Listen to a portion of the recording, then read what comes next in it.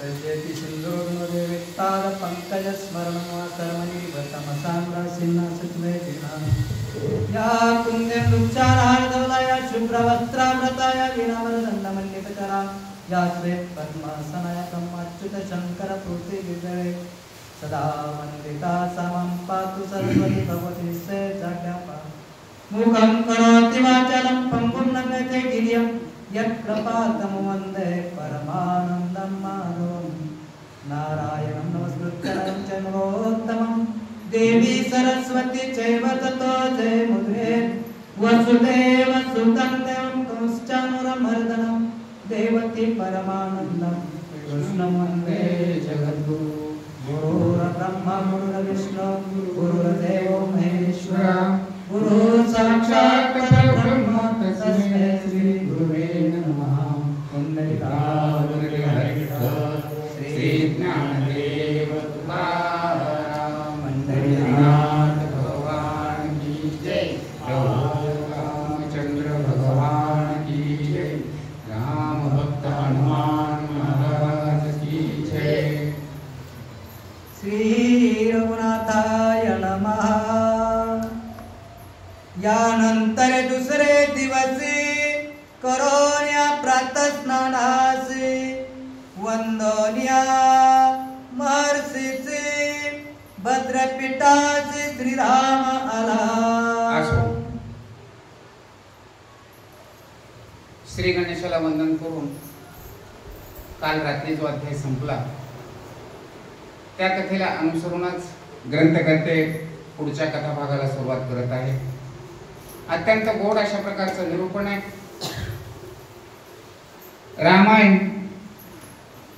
रामायणाचं आहे. आपण म्हणतो काय रामायण लावलं ठीक आहे. आणि ही रामाची कथा अत्यंत गोड रसभरीत अशी आहे. आपण याचा अनुभव घेतलेलाच आहे. रात्रीच्या अध्यायामध्ये कथानुसंधान काय झालं. भगवान प्रभू रामचंद्र रात्रीच्या वेळी झोपले, सकाळी उठले आणि उठल्यानंतर स्नान संध्या झालेली आहे. देवतार्चन पूजापाठ असताना झालेला आहे. नित्यनियम मनुष्याचा नित्यनियम म्हणूनच असताना म्हटलं जातं रामायण हे ऐकायचंय आणि चरितार्थामध्ये असताना उतरायचं. नुसतं रामायण ऐकून काही नाही. राम हे कसे वागले, मनुष्याने हे कसं वागलं पाहिजे, त्याचा आचार विचार आणि व्यवहार हा माणसाला शिकवलेली एक जिवंत कथा अशा प्रकारची आहे. राम हे आपण देव मानतो आता, परंतु राम हे एक मनुष्य होते. मनुष्य होते आणि मनुष्याने हे कसं वागलं पाहिजे याविषयीचा एक त्यांनी आचार विचार आणि सगळं काही असताना घालून दिलं. आपण शाळेमध्ये होतो त्यावेळेस असताना आपण ऐकत होतो माणसं होते, माणसाला सुद्धा शेपट होते म्हणून है की नाही. आधी मानव असताना त्याला म्हणायचे. आणि त्याही काळाच्या अगोदरचे असणारे हे राम, त्याच्यानंतरच असणारे कितीतरी पिढ्या गेल्या, कितीतरी काय काय झालं है की नाही. किती वेळेस असणारे या पृथ्वीची असणारी उलटापालट झाली आणि त्याच्यामधून असणारे हे मनुष्य येऊन मनुष्य जीवनाला असणारी सुरुवात झाली. परंतु रामाने असणारे जे आचार विचार आणि व्यवहार शिकवला आणि त्याचं अनुसरण व्हावं म्हणून असणारी ही संतांची कृपा असणारी आपल्यावर झालेली आहे. संतांनी त्यांचा महिमान वर्णन असणारा करून दाखविलेलं आहे. असो नित्य नियमाप्रमाणे असणारे नित्य मनुष्याचे असणारे जे कर्तव्य ते कर्तव्य असणारे पार पाडले आणि आपले आदरणीय गुरुवर्य वचिष्ठ गुरु या वचिष्ठ गुरूंचं प्रभू रामचंद्रांनी दर्शन घेतलेलं आहे.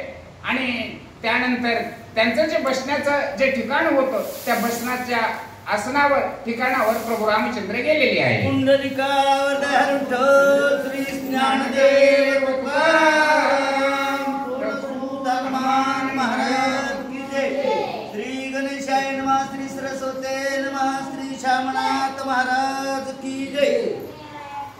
सभा बैसली घनदाट तुझे उपमेसी वैकुंठ तीर्थाचा महिमा उत्कंठ अति श्रेष्ठ राम सभा. ग्रंथकर्ते सांगू लागले गुरुवर्यांचं दर्शन घेतलं आणि दर्शन घेतल्यानंतर आपलं जे आसन आहे सिंहासनावर प्रभू रामचंद्र बसलेले आहेत. त्यांचं मंत्रिमंडळ असेल बाकीचे असणारे जे काही सभासद असतील, राज्यकारभार पाहणारे, गावातले गावकरी मंडळी, प्रतिष्ठित मंडळी, सर्व मंडळी त्या सभेमध्ये बसलेली आहे. अत्यंत शोभायमान अशी सभा त्या ठिकाणी जमलेली आहे. जनक नंदिनी श्री राम बैसला सिंहासनी, येऊनी भरतानी प्रधानी लोटांगणी वंदिला. आता प्रभू रामचंद्र आसनावर बसले. अर्धांगी सीता माता आपल्या डाव्या बाजूला, डाव्या मांडीवर बसवलेले म्हणतात, शेजारी बसवलेले. घनदाट अशी सभा बसलेली आहे. आता नियम असतो, मंदिरामध्ये आल्यानंतर प्रथमतः देवाला नमस्कार करतात आणि ज्या ठिकाणी सभा असते त्या सभेमध्ये जो कोणी प्रतिष्ठित असेल त्याला आल्याबरोबर असताना वंदन करायचं. हा नियम आहे, पहिल्यापासून चालू आलेला नाही, आता पण तो चालतो. मग जे सभेमध्ये उशिरा येतात, कीर्तनाला कीर्तनकार उभं राहिल्यानंतर जो कोणी असणारा येतो, कीर्तनकाराचं दर्शन घेतो आणि पुन्हाच असणारा त्या आपली जागा असणारी ग्रहण करत असतो. तद्वत तशा प्रकारचं प्रभू रामचंद्र सिंहासनावर बसलेले आहेत. ज्यांना उशीर झाला त्याच्यामध्ये भरत आहेत. बाकीचे आणखीन गावातले जे कोणी असतील जे येतात, प्रभू रामचंद्राला साष्टांग दंडवत घालतात, नमस्कार करतात आणि सभेमध्ये आसन ग्रहण करतात. क्षेत्र धरिले सुमंते पण धरी चामराते, राष्ट्रवर्धन धरी व्यंजनाते, आत्राते धर्म पाळा. जो सुमंत नावाचा असणारा प्रधान आहे, प्रभू रामचंद्र सिंहासनावर बसलेले आहेत आणि सिंहासनावर बसलेल्या प्रभू रामचंद्रावर ज्याच्या छत्रीखाली बसलं ती छत्रीचा सुद्धा असणारा विचार केला पाहिजे.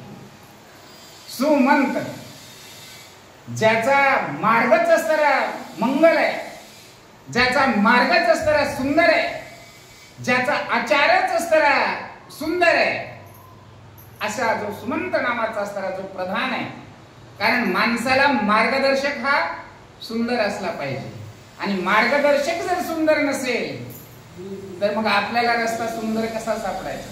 आणि त्या ठिकाणी तर भगवान प्रभू रामचंद्राची सभा आहे. या प्रभू रामचंद्राच्या सभेमध्ये सुमंतानं छत्र धरलेले म्हणतात, ओ रात्र वैऱ्याची जागे राहा, हे की नाही. चामरा असताना त्या ठिकाणी रात्र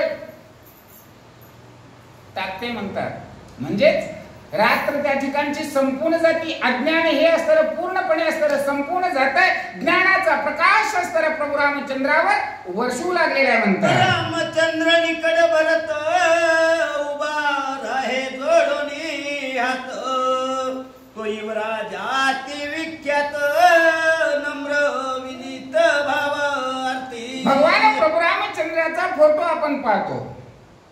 प्रभू रामचंद्राचा फोटो पाहिल्यानंतर आपल्या लक्षात येतं प्रभू रामचंद्राच्या शेजारी सीता माता बसलेले आहेत.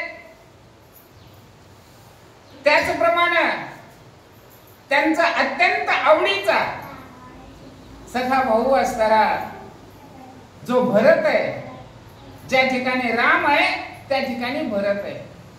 म्हणजेच ज्या ठिकाणी असणारा आत्मा आहे, ज्या ठिकाणी असणारा जीव आहे, ज्या ठिकाणी प्रेम आहे त्या ठिकाणी असणारा भरत सुद्धा आहे.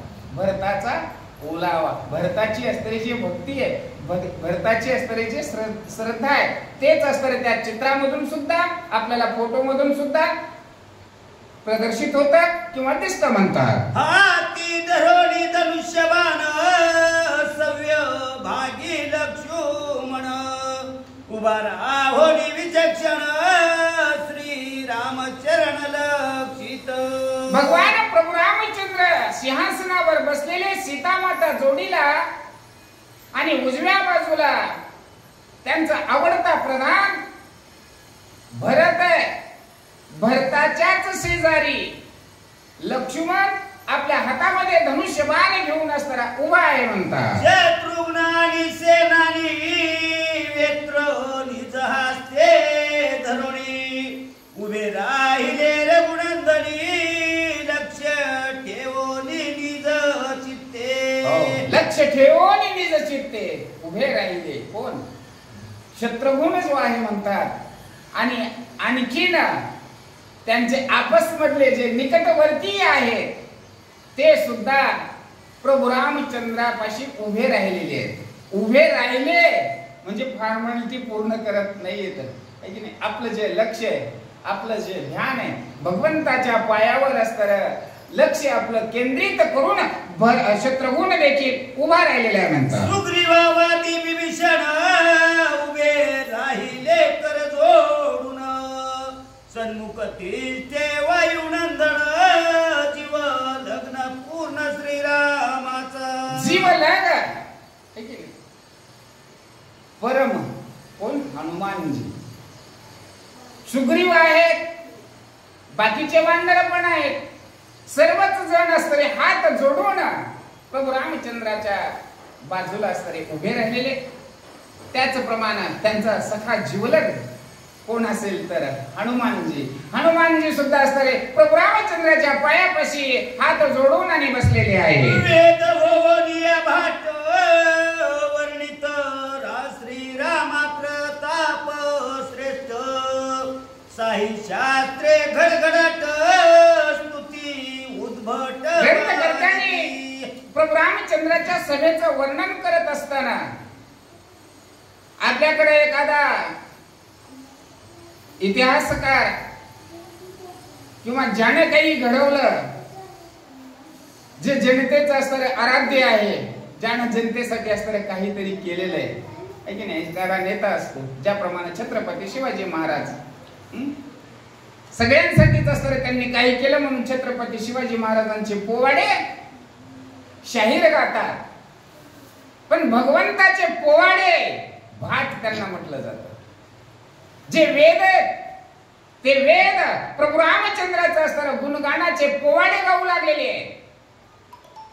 शास्त्र जे आहे, वेद शास्त्र, ठीक आहे, हे जे पुराण आहे त्या प्रभू रामचंद्राचं स्तुती आणि गुणगान पोवाड्याच्या रूपाने गाऊ लागलेले आहेत म्हणतात. एक म्हणती राम सगुण, एक म्हणती राम निर्गुण, दुजा म्हणे न कळे खूण, राम चित घन एकला. जेवढ्या व्यक्ती आहेत तेवढ्या प्रकृती आहेत, आणि जेवढ्या प्रकृती आहेत ना तेवढे विचार आहेत माणसाचे. वेदाचं सुद्धा तेच आहे, शास्त्राचं सुद्धा तेच आहे, पुराणाचं सुद्धा तेच आहे. वेदामध्ये सुद्धा असणारे वेगवेगळे विचार आहेत, शास्त्रामध्ये सुद्धा असणारे वेगवेगळे विचार आहेत. कारण अनुभव हा माणसाचा श्रेष्ठ असतो आणि ज्याला जसा अनुभव येतो त्याप्रमाणे असणारा त्याचं गुणगान असणारा गात असतो. मी पंढरपूर पाहिलं, मला जसं पाहिलं त्याचं मी वर्णन करणार. तुम्ही पंढरपूर पाहिलं, तुम्हाला जसं दिसलं तुम्ही त्याचं तसं वर्णन करणार. वेदशास्त्र सुद्धा असतं त्याच प्रमाणे. कुणी भगवंताला सगुण म्हणताय, कुणी भगवंताला निर्गुण म्हणताय. अरे कुणी म्हणतं सगुणही नाही निर्गुणही नाही, त्या देवाला काहीच नाहीये, अशा प्रकारचं असतं अमूर्त देव आहे. असे वेदशास्त्र सुद्धा आपोआपल्या तऱ्हेनं भगवंताचं गुणगान गाऊ लागलेले आहे. राम एकला तरी का बहुरूपे भासला, चौथा म्हणे न कळे तुला, तोची झाला निज अंगे. मनुष्य असताना वेदशास्त्रामध्ये मगाशी म्हटल्याप्रमाणे जेवढ्या व्यक्ती तेवढ्या प्रकृतीत, जेवढ्या प्रकृतीत तेवढ्या विचार आहेत. पण जीवन जगत असताना मनुष्यामध्ये असताना तर्क असावा, कुतर्क नसावा. कुतर्काला उत्तर नसतं, तर्कामधून इतिहास असताना विज्ञान असताना त्याची निर्मिती होत असते तर्कामधून. पण कुतर्कामधून भांडण सुरू होतं, काहीच निष्पन्न होत नाही. हो, तशाच प्रकारचे वेदशास्त्र सुद्धा आपला तर्क त्या ठिकाणी लावत आहे. अरे भगवंत असताना सगुण आहे, सगुण आहे त्याला म्हणते. अरे भगवान सगुण नाही, तो निर्गुण आहे. जो निर्गुण आहे त्याला म्हणतात मग तो निर्गुण आहे. मग त्याची बायको आहे, त्याचे लेकर आहेत, त्याचं एवढा थाट माट आहे, एवढा राज्य कारभार, हे कसा काय पाहतोय, कसं काय त्याला दिसतंय. अशा प्रकारचे असणारे तर्क सुद्धा वेदशास्त्र त्या ठिकाणी लावू लागलेले आहे. ऐसे ऐकोनी वचन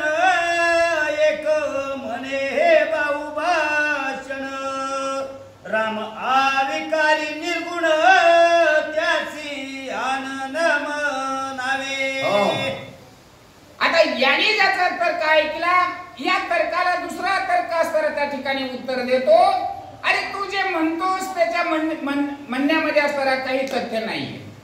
अरे भगवंत असताना सगळ्याच्या पलीकडचा आहे, त्या भगवंताविषयी असताना तर्क करणं हे उचित नाहीये. भगवंत असताना कुणालाच कळलेला नाहीये.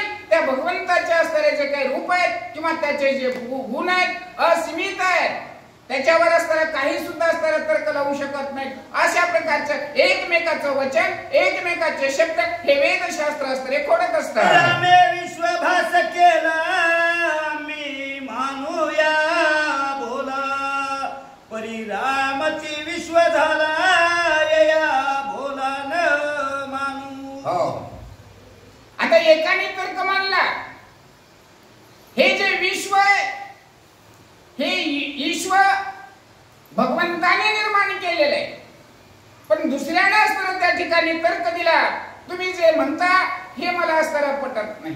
हे जे विश्व आहे हे ईश्वरच असताना सगळं काही राम आहे, रामामध्येच असताना सर्व काही समाविष्ट आहे.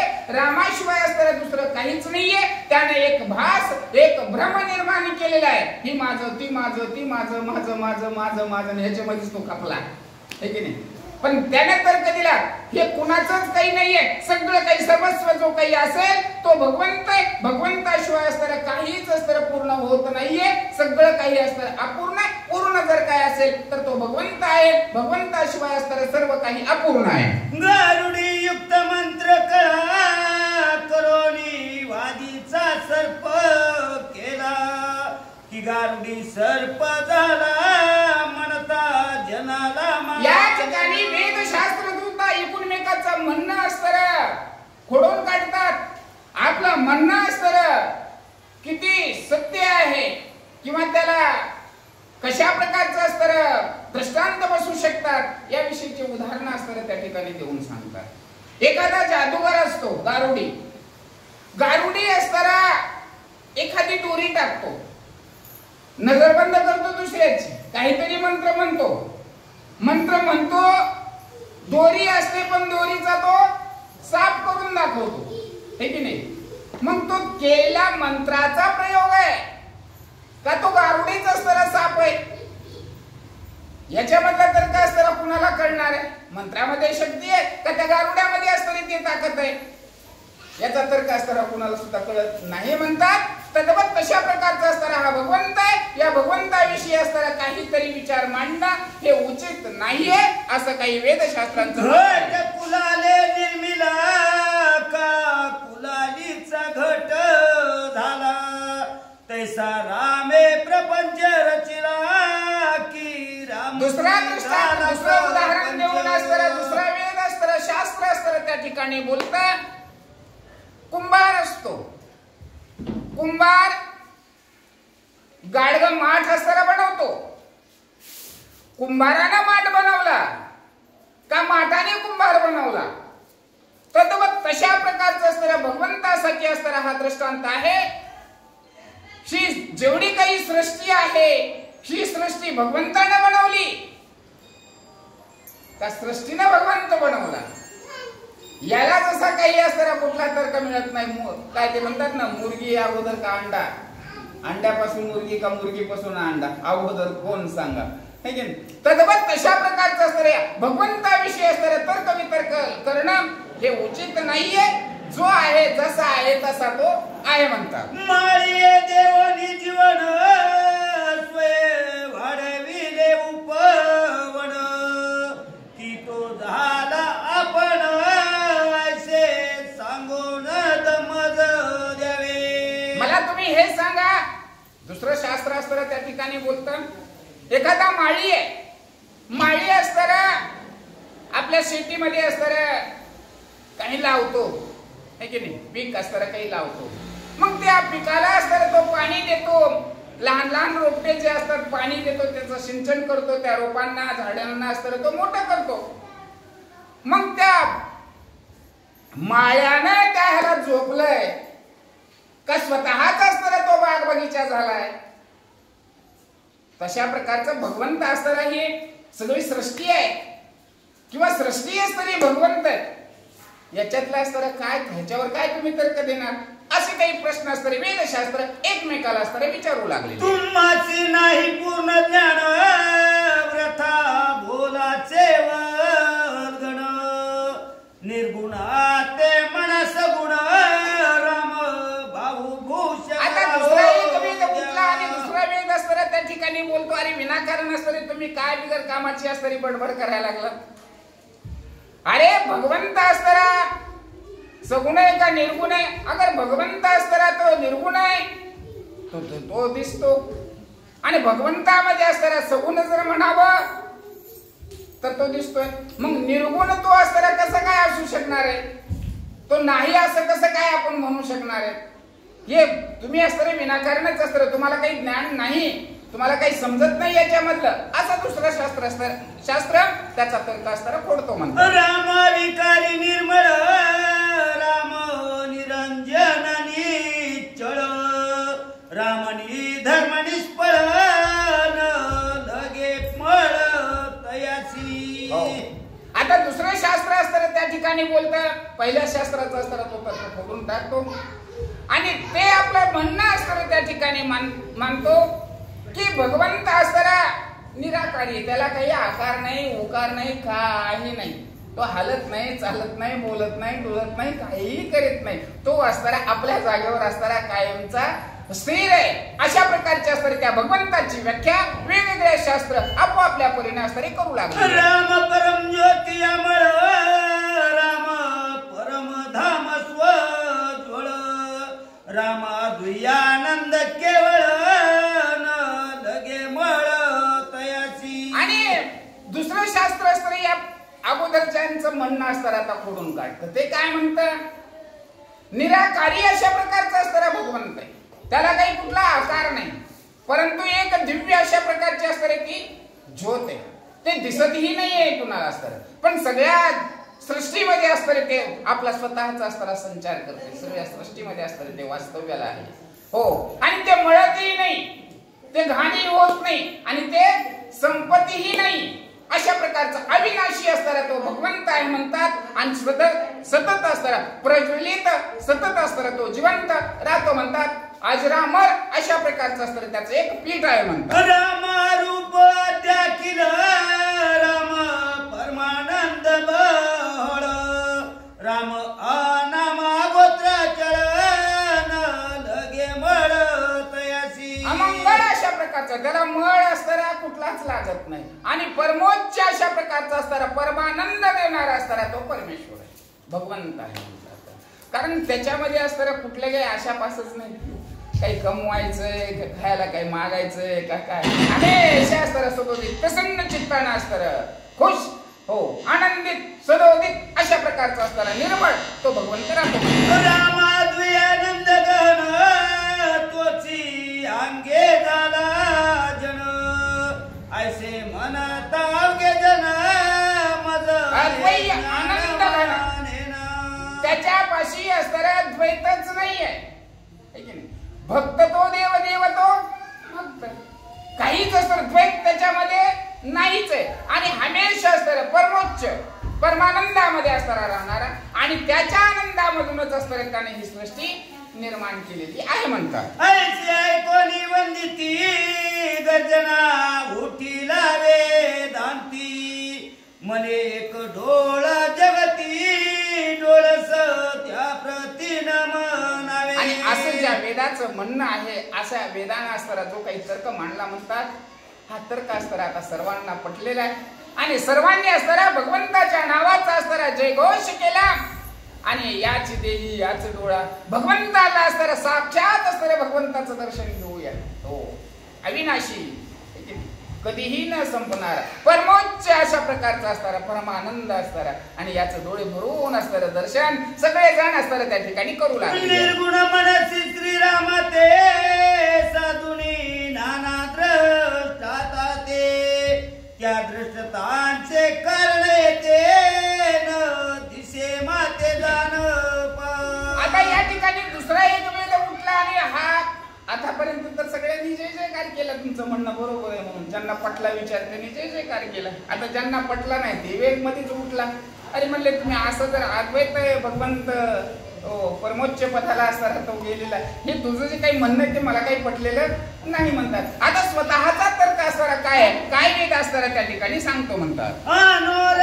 अनुवादी श्रुती ऐक्य संपादुवर्तती तुझ्या द्रष्टांची गणती कोण निश्चिती धरील. आता ज्या श्रुती आहेत वेदशास्त्रामध्ये असणाऱ्या ज्या श्रुती म्हणजे असणारे काही ओव्या जे असणारे शब्द काढलेले असतात ना त्या श्रुती असणाऱ्या त्या ठिकाणी बोलत आहेत.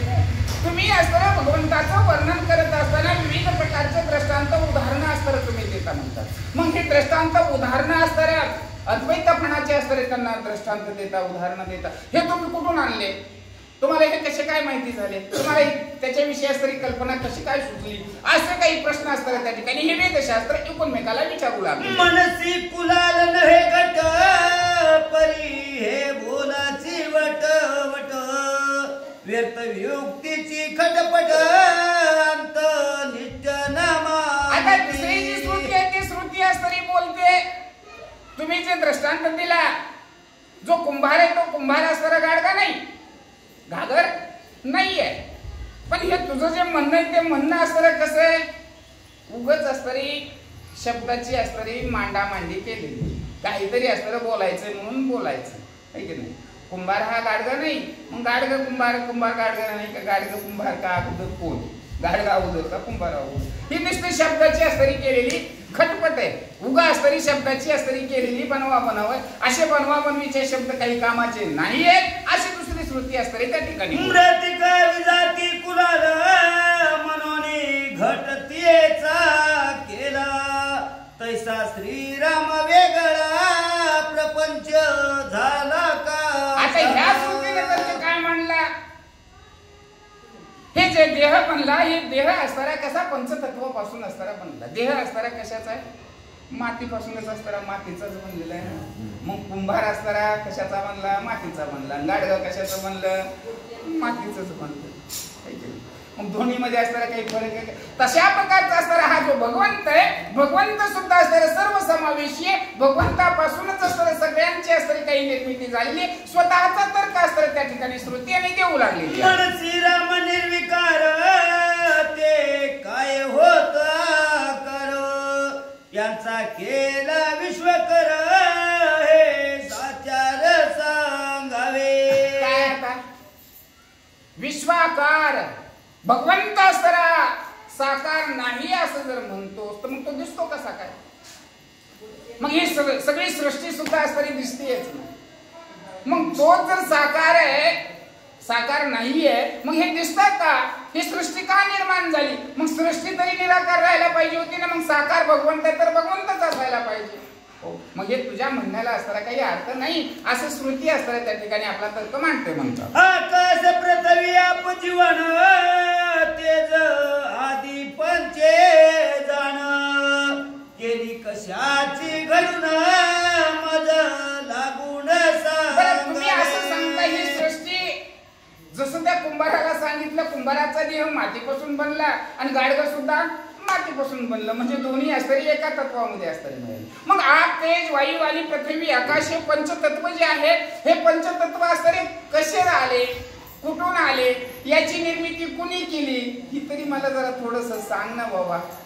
भगवंत असणारा हा वेगळा आहे, मग हे पाच तत्व हे कुठून निर्माण झाले याच्याविषयी तर तुला जे ज्ञान आहे ते ज्ञान असणारे मला बी सांग, मला बी असणारे काहीतरी कळल अशी दुसरी श्रुती असणारी त्या ठिकाणी बोल. रामा वेगळे काय होते मी त्यांची केली पंचभूते ऐसे ज्ञान न कळे तुते काय द्रष्टा ते सांगसी. काय तू उदाहरण देतोस, काय दृष्टांत असणारे देतोस. अरे राम असणारा निराकार आहे, तो साकार रूपाने असणारा एका बाजूला राहिला ना.